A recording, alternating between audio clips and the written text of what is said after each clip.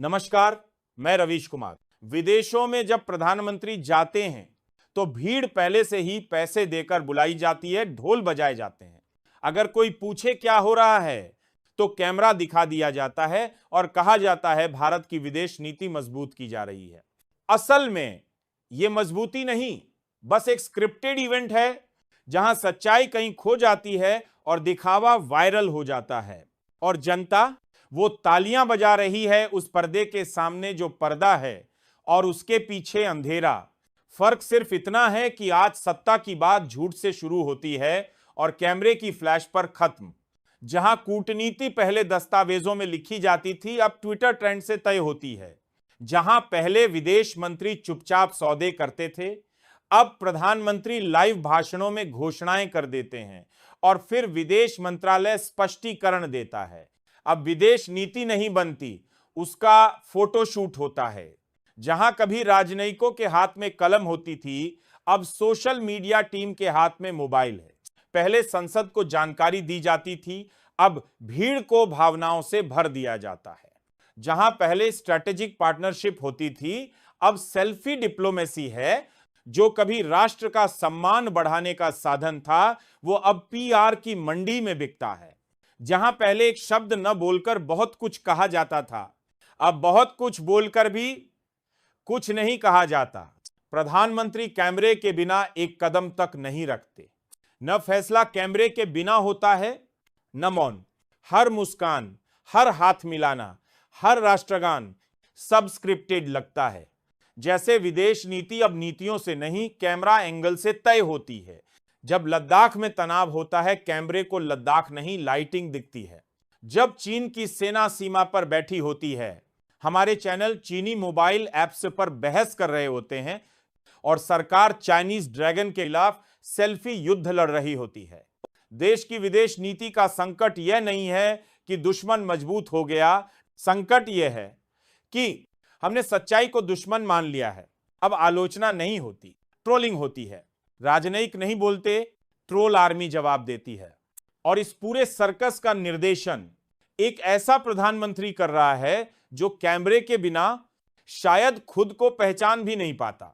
देश की सीमाओं पर सैनिक तैनात हैं, पर न्यूज चैनलों पर सिर्फ राष्ट्रगान एंकर तैनात हैं। जो सेना की शहादत पर सवाल पूछे वो पाकिस्तान चला जाए।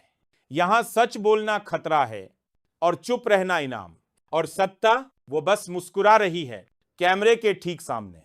प्रधानमंत्री अब कैमरे के बिना एक कदम तक नहीं रखते।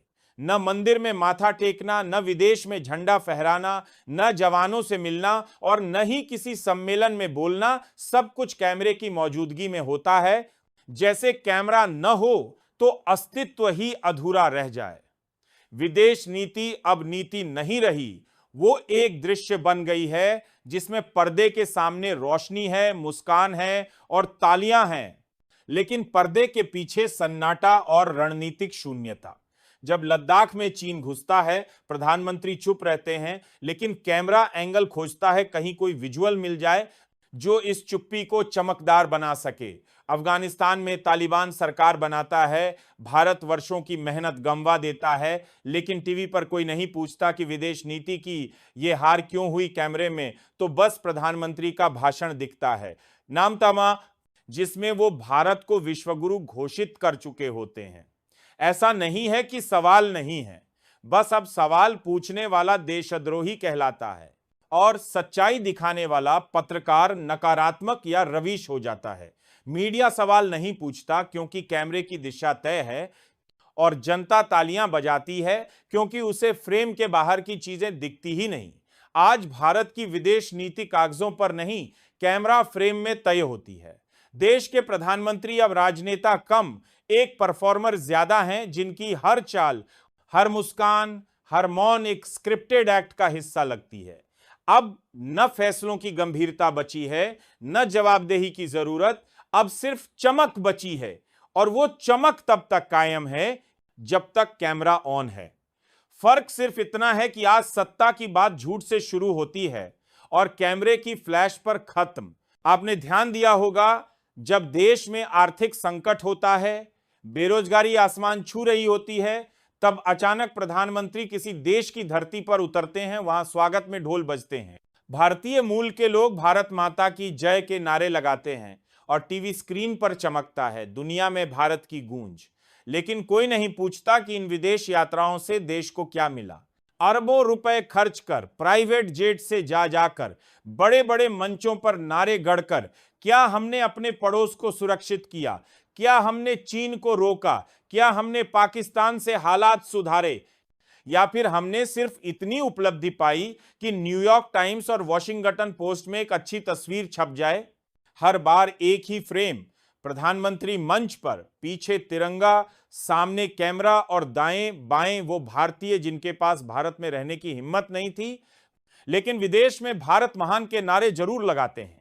विदेश यात्राएं अब रिश्ते बनाने का माध्यम नहीं, रूपक बन गई हैं कि भारत अब इवेंट मैनेजमेंट की राजधानी है और ये यात्राएं कितनी धन संलग्न हैं, ये कोई नहीं पूछता, कोई आरटीआई नहीं लगाता, कोई संसद में बहस नहीं करता, क्योंकि अगर आप पूछेंगे कि एक दौरे पर कितना खर्च हुआ तो जवाब मिलेगा ये राष्ट्र की गरिमा का विषय है।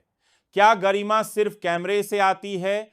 क्या भारत की विदेश नीति इतनी कमजोर है कि उसे चमकाने के लिए हर बार एक विदेश यात्रा, एक स्पीच और एक इंस्टाग्राम पोस्ट की जरूरत होती है? लेकिन जनता खुश है क्योंकि कैमरे में प्रधानमंत्री कभी यूएस में हाथ हिला रहे होते हैं, कभी फ्रांस में मार्च कर रहे होते हैं और कभी ऑस्ट्रेलिया में क्रिकेटर को गले लगा रहे होते हैं। कैमरे में सब कुछ है सिवाय राजनयिक गंभीरता और दीर्घकालिक नीति के, और कैमरा बंद होते ही हम फिर वहीं पहुंच जाते हैं जहां से चले थे, बिना सवालों वाला लोकतंत्र, बिना सच्चाई वाला मीडिया और बिना आवाज वाली जनता।